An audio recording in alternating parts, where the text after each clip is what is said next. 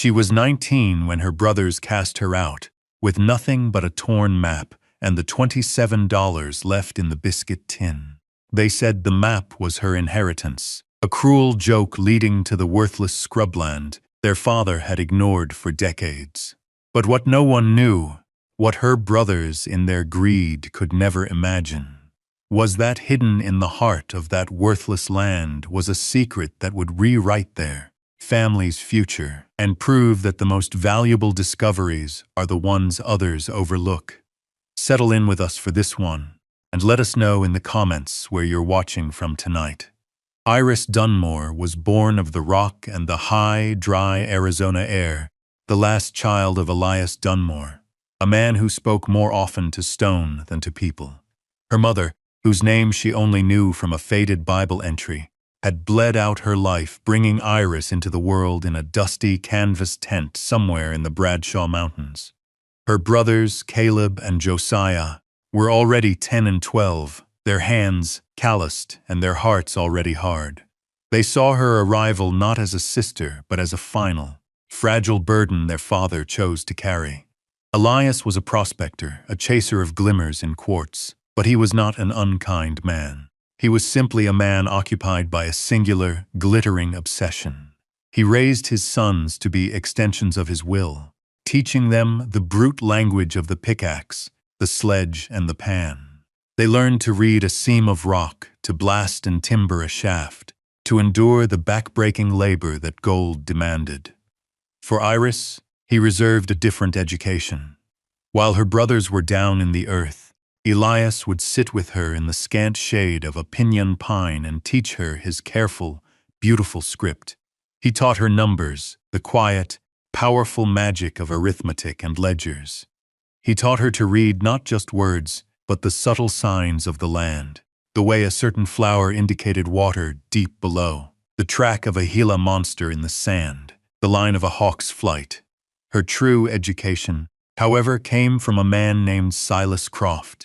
He was a retired surveyor, a widower who had come to the territory for his lungs and stayed for the silence. He had a small claim not far from the Dunmore camp, a place he worked just enough to keep himself in beans and bacon. Silas saw in the quiet, observant girl something her own family had missed. He saw a mind as sharp and precise as the needle of his own transit. He'd find her watching him work, her gaze steady and curious. One day, he beckoned her over. He didn't speak, just pointed to the eyepiece of his surveyor's level. She peered through it, and the world resolved into a place of clean lines and measurable angles. From that day on, Silas became her mentor. He taught her trigonometry with scratches in the dirt. He showed her how to use a compass not just to find north, but to plot a course, to map a claim, to understand the legal grid that had been laid invisibly over the wild land.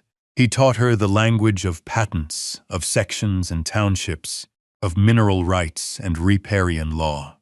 While her brothers learned the value of an ounce of gold, Iris learned the value of a properly filed document. Silas also taught her to whittle. His hands, gnarled with age, were impossibly deft with a small, sharp knife. He taught her to see the shape of a thing inside the wood before the first cut was ever made. Her most treasured possession was the last thing he ever carved for her. A tiny, perfect sparrow, its head cocked as if listening. It was no bigger than her thumb, carved from a piece of ironwood, so dense it felt like stone. Silas had passed on from the lung sickness 2 winters before, but Iris kept the sparrow wrapped in a scrap of oilcloth, a small, hard knot of memory and love. Elias Dunmore, for all his chasing, had eventually found his prize, a rich lode he named the Morning Star. But he was a prospector, not a miner. He was always convinced a richer vein, the true mother lode, lay just beyond his current shaft. He tinkered, he explored, he mapped, and he delayed filing the final, comprehensive patents, always meaning to do it next season. His meticulous maps and journals were his real treasure. Then the lung fever, which had stalked the high country all winter, came for him. It was swift and merciless. He died in the rough-hewn cabin he had finally built, his breath rattling in his chest, his eyes fixed on the ceiling as if seeing a map of the stars. The air in the cabin was thick with the smell of stale grief and pine smoke. It had been 3 days since they had buried Elias on the low hill overlooking the claim. 3 days in which Iris had cooked and cleaned and kept the fire, moving through the familiar motions of her life while her brothers drank and spoke in low, guttural tones at the table. Now the drinking was done. Caleb the elder sat across from her, his broad shoulders filling the space. Josiah leaned against the stone chimney, his arms crossed, a smirk playing on his lips. They were so much like their father in build, tall, raw-boned, with the same pale blue eyes, but they had none of his quiet introspection. Their eyes were chips of ice. Caleb cleared his throat. "We've settled father's affairs," he said. It was not a discussion. It was a declaration. The Morning Star, the tools, this cabin, it's ours. Josiah and me, we're partners now. Iris felt a cold stillness settle over her. She looked from Caleb's hard face to Josiah's mocking one. She had expected this, in a way. She had always been an outsider in her own home. "And what is for me?" she asked. Her voice was quiet, but it did not tremble. Josiah let out a short, ugly laugh. "For you?" Caleb silenced him with a look. He reached into their father's old sea chest and pulled out a long, rolled-up piece of oilcloth. He unrolled it on the table. It was Elias's master map, a beautiful thing of ink and watercolor on heavy paper, the work of a decade. It showed every canyon, every wash, every spring, every hopeful scratch he had ever made in the earth for 50 miles in every direction.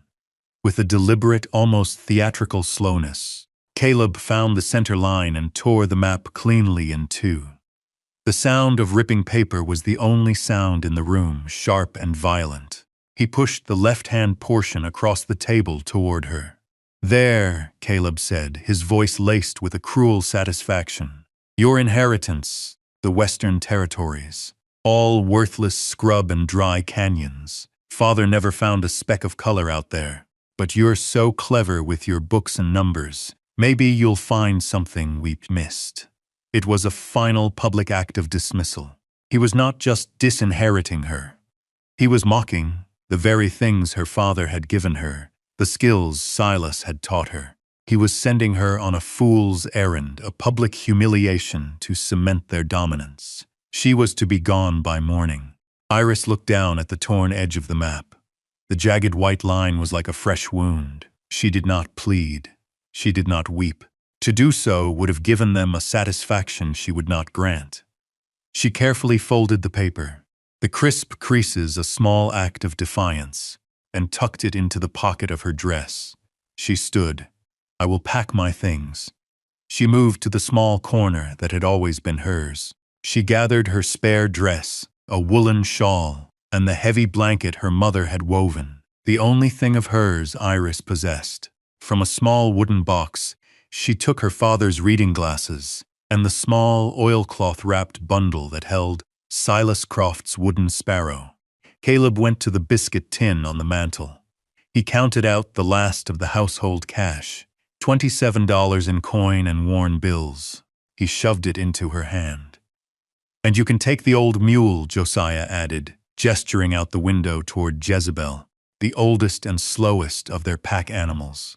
"She's about as much use as that map." It was not kindness. It was the final sweeping of crumbs from the table.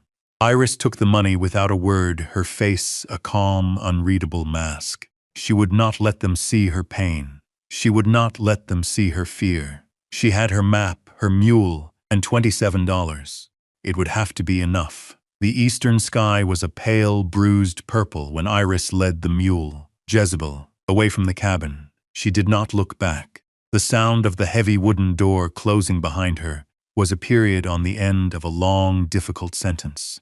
Her life, up to that moment, was now contained in the worn leather panniers slung over the mule's back and the folded paper in her pocket. She headed west, following the rising sun's shadow, into the territory her brothers had deemed worthless. The first day's journey was a descent, leaving the familiar scent of pine and the cool air of the higher elevations behind. The trail, little more than a game path, wound down through chaparral and scrub oak, the landscape growing progressively drier and more exposed. By midday, she was in the true desert, a world of shimmering heat and stark, beautiful cruelty. The sun was a physical weight on her shoulders, and the air smelled of dust and hot creosote. Jezebel plodded along, her hooves kicking up small puffs of red earth, her pace steady and uncomplaining, as if she understood this was no longer a journey with a known end, but a slow, deliberate wandering into the unknown. Iris walked beside her, conserving the mule's strength, her eyes scanning the horizon. This was the land from the map, the land her father had marked with temples for dry washes, rock formations, and the occasional precious spring. Thanks to Silas, she knew how to read this world.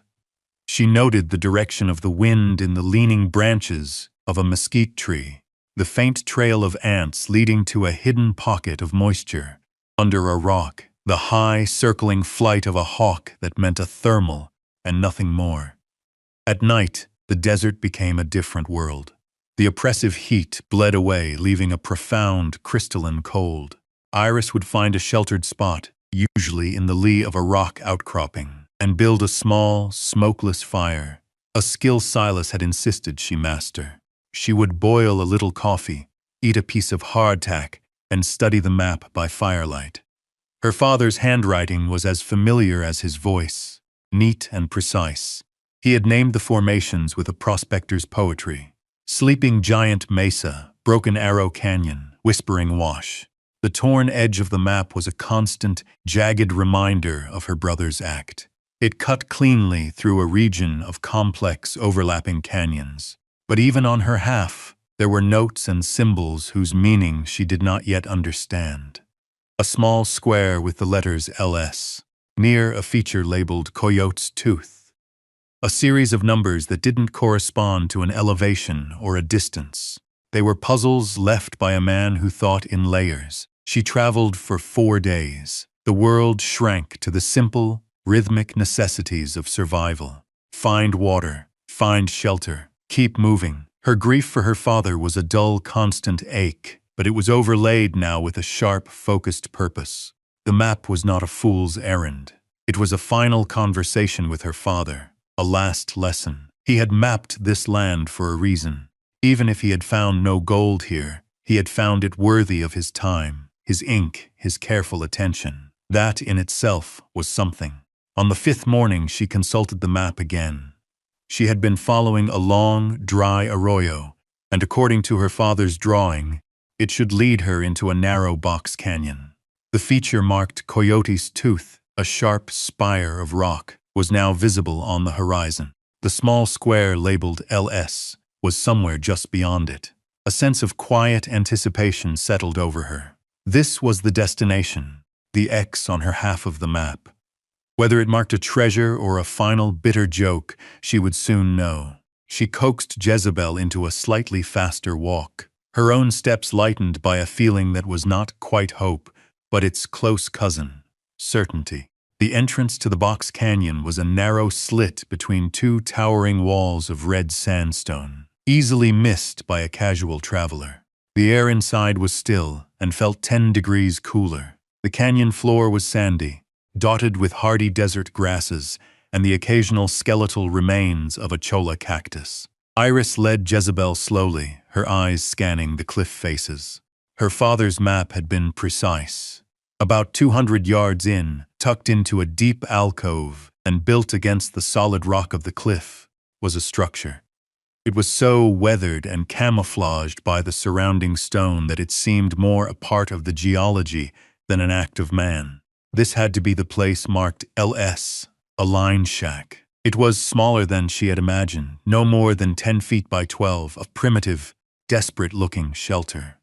The walls were made of rough-hewn planks, now silver gray and splintered, the gaps chinked with a mixture of mud and grass that had long since dried and crumbled away. The roof was a thick layer of sod laid over a lattice of juniper poles, and it had sprouted a wild garden of desert weeds and sun-bleached grasses.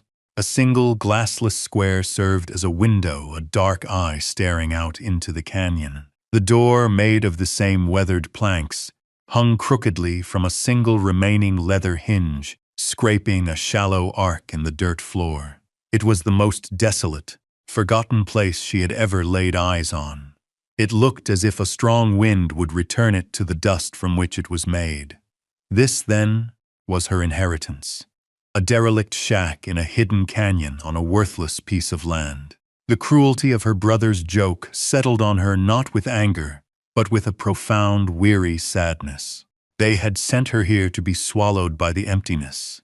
She tethered Jezebel to a stunted ironwood tree, where the mule immediately began to nibble at a patch of tough grass. Iris walked to the shack and put her hand on the door.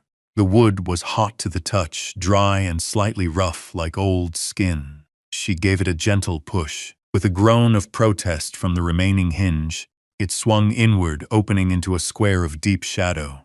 The air that drifted out was thick with the scent of ages, dry rot, mouse droppings, and the faint, dusty smell of cold ashes. She stepped across the threshold.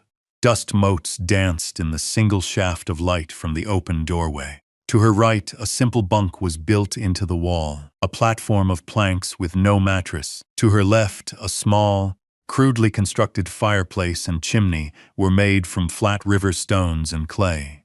A three-legged stool, one leg snapped off, lay on its side in the center of the packed earth floor. The space was a perfect cube of abandonment.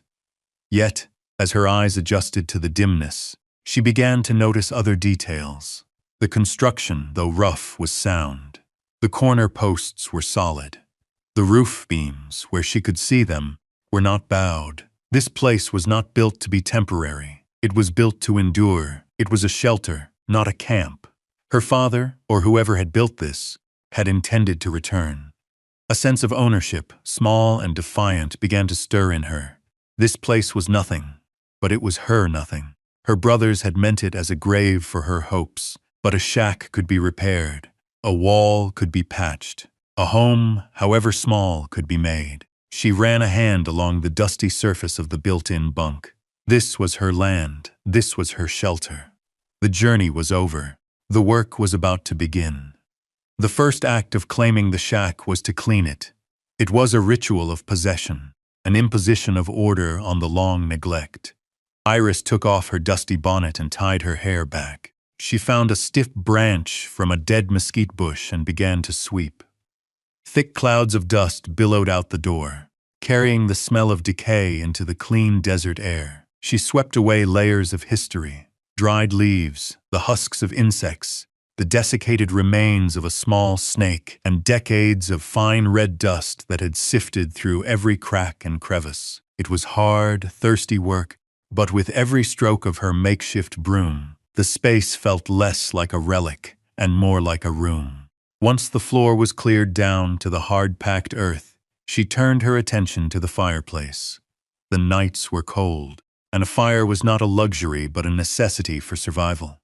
The hearth was a simple affair, a semicircle of flat stones laid before the small firebox. Several of them were loose, the clay mortar having crumbled to dust.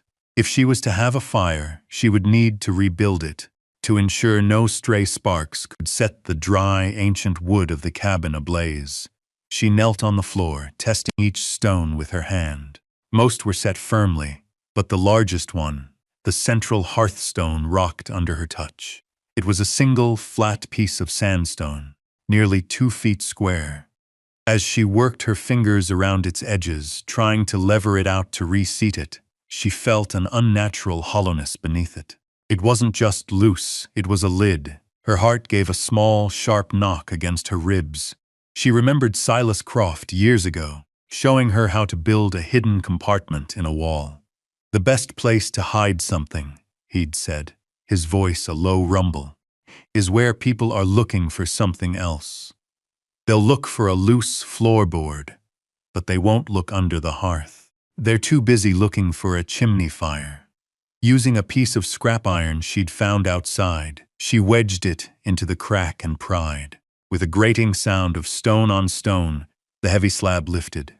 Beneath it was a neatly excavated cavity, about a foot deep and nestled inside, protected from the dirt and damp by a careful wrapping of oilcloth, was a metal box.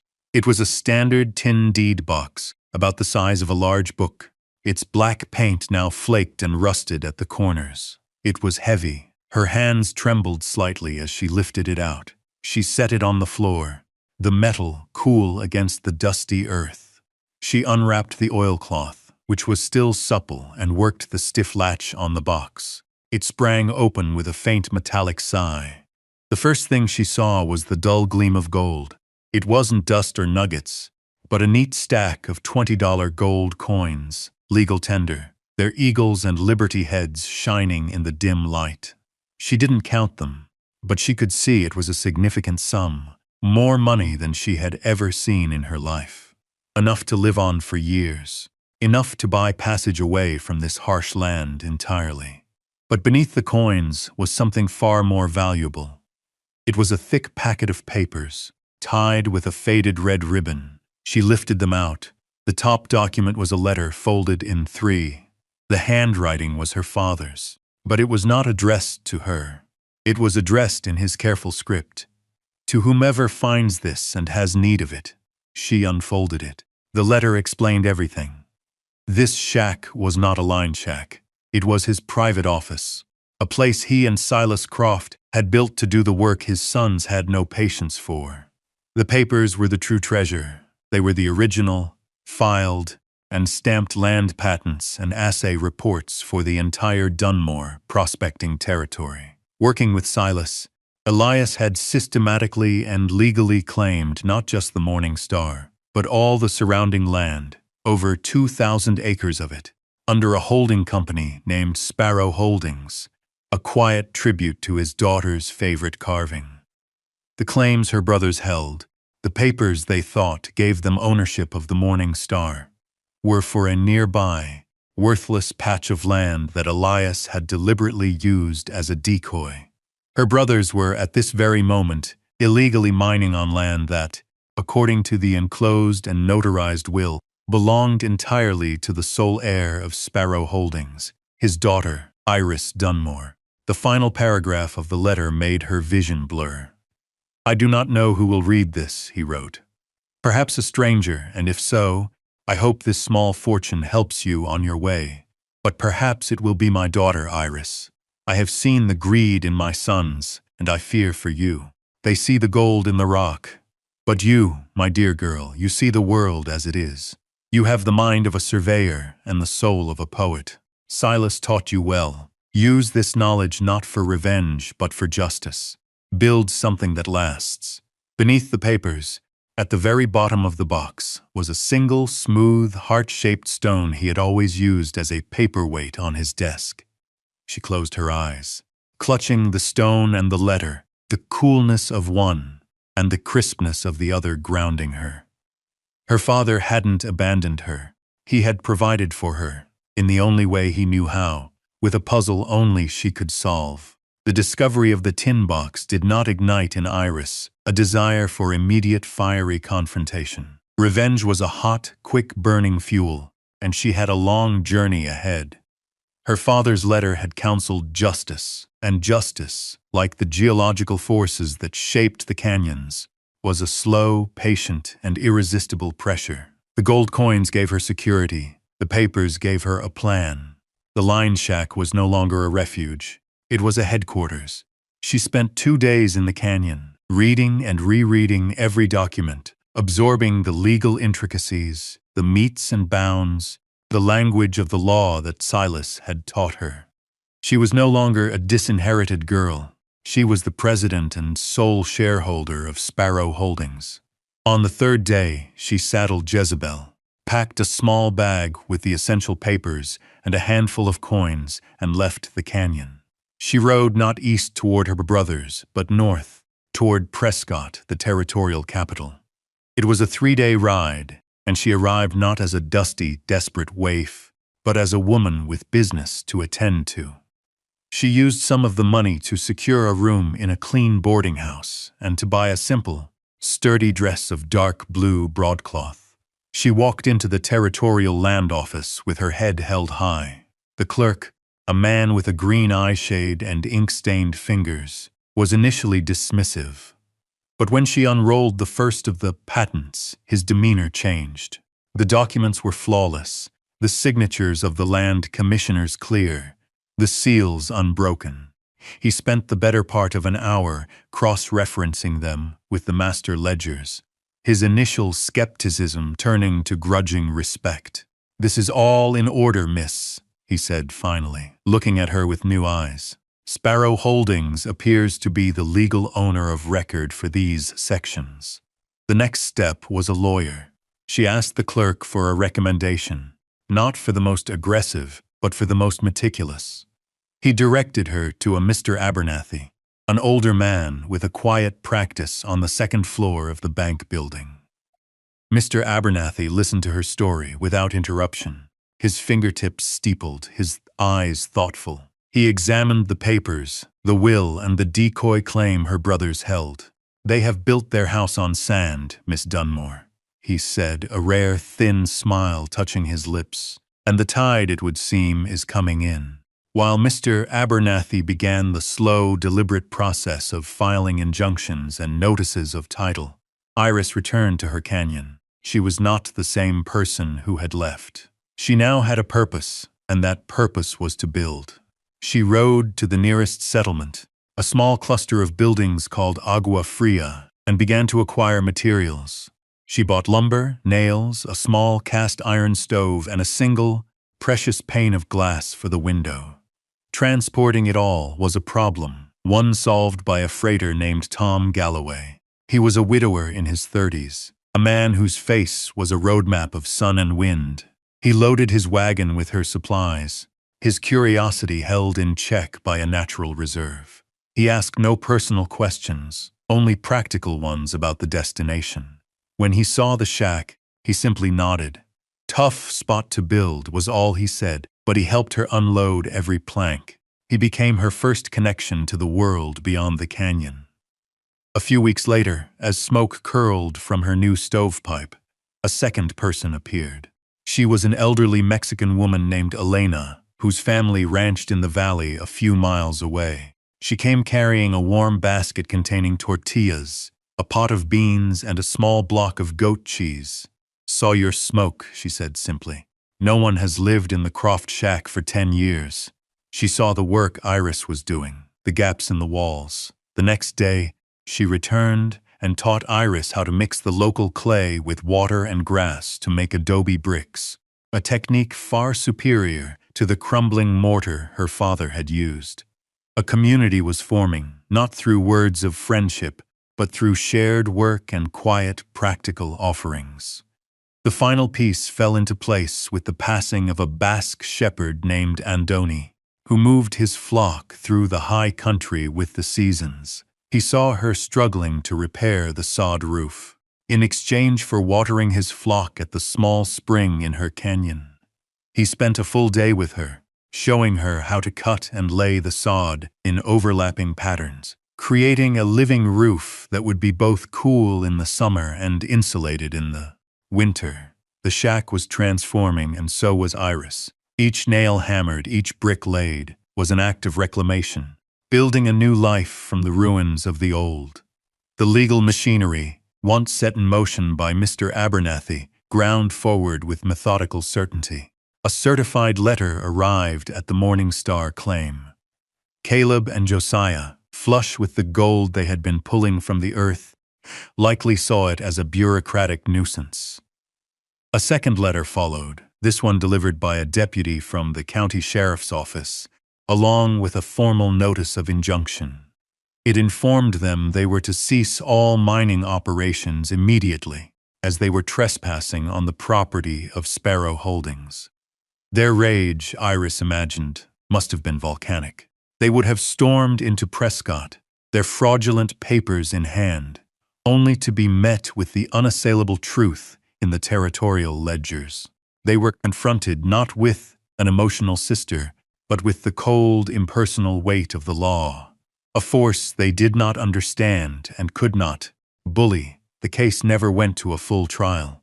Mr. Abernathy presented them with a choice. They could relinquish all claims to the Morning Star and vacate the property, in which case Sparrow Holdings would not sue for the value of the gold they had already extracted.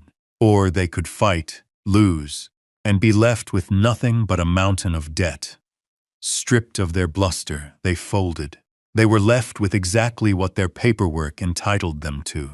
A barren, worthless claim several miles away, the one their father had used to mislead them. Their greed and their profound underestimation of their sister had been their undoing.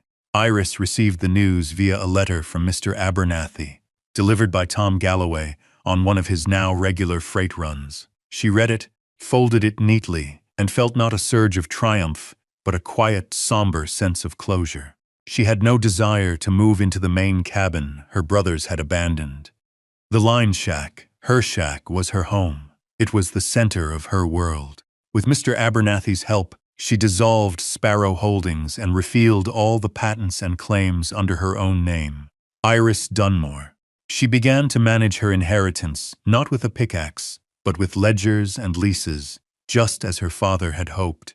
She leased the rights to the Morning Hour to a professional mining company from Denver for a percentage of their profits, an arrangement that provided her with a steady, reliable income far greater than anything her brothers could have managed. Word of her story, in a muted and respectful form, spread through the territory. She was no longer the girl at the old Croft shack. She was Miss Dunmore, the woman who owned the Western Canyons.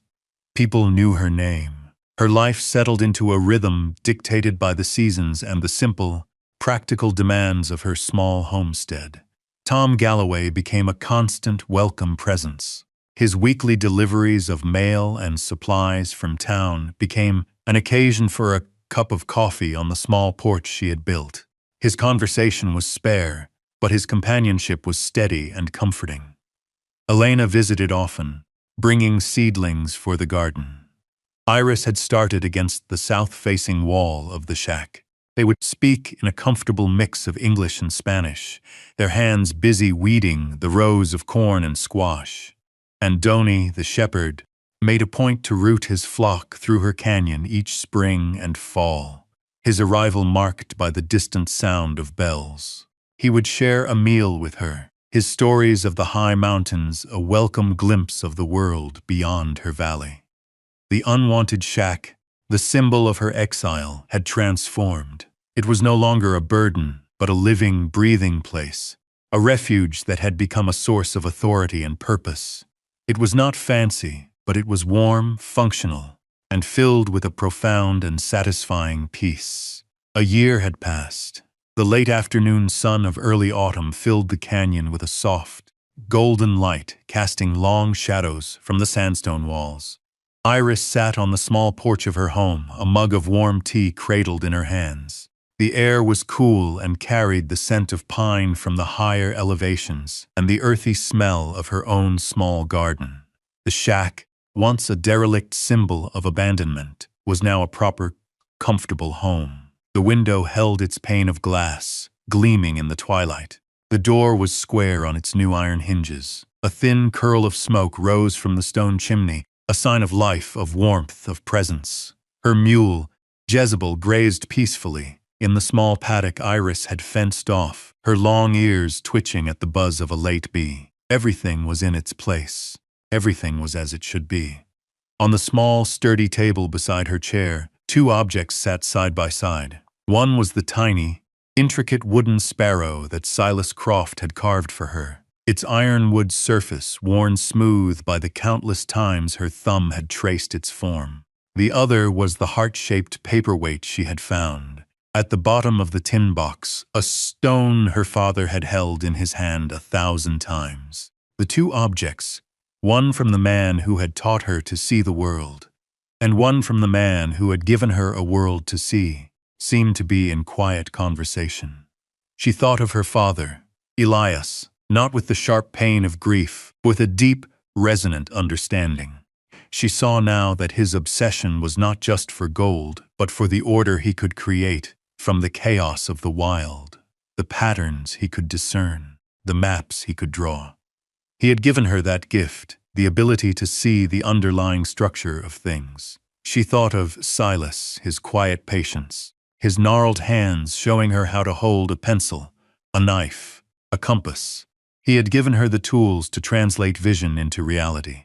And she thought of her brothers, Caleb and Josiah. The anger was long gone, replaced by a distant, almost clinical pity. They had looked at the world and seen only its surface value, the glint of metal in a pan. They had seen her as a liability, a weakness, and in doing so, had revealed their own. They had been given the half of the map that pointed to gold, and it had led them to ruin. She had been given the worthless half. On the wall inside, hanging in a simple frame she had made herself, was her portion of the map.